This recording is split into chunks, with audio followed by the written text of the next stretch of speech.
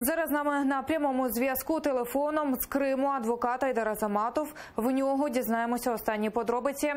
Айдар Бей, що нині вам вдалося дізнатися, де Асан Егиз? Салям алейкум.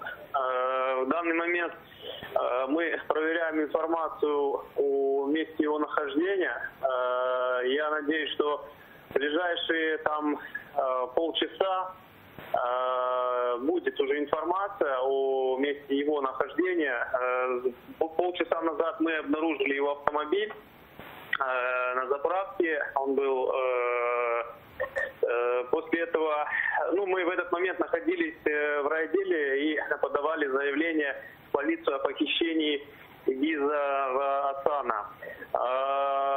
ФСБ нам сказали, по крайней мере мне сказали, что его туда не доставляли.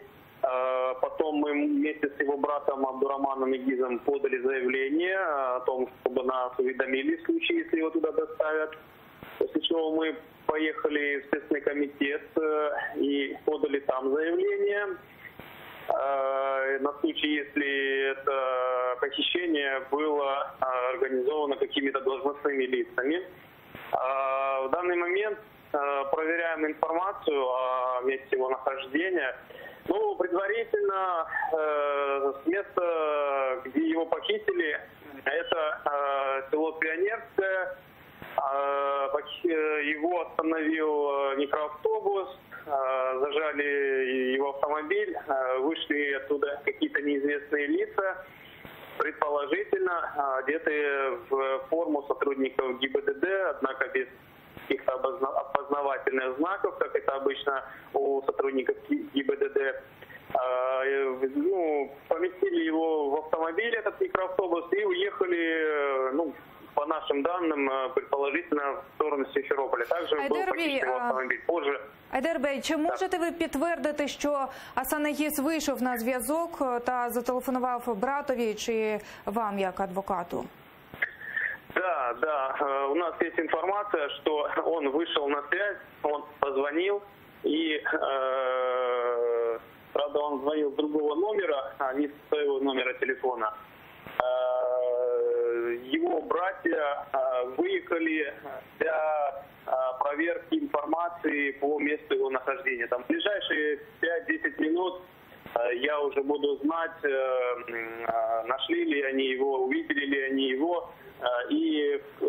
Тобто зараз, куди ви їдете, куди їдуть його брати, ви сказати не можете?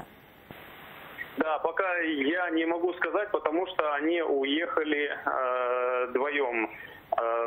Два брата уехали туда, откуда звонил Асан.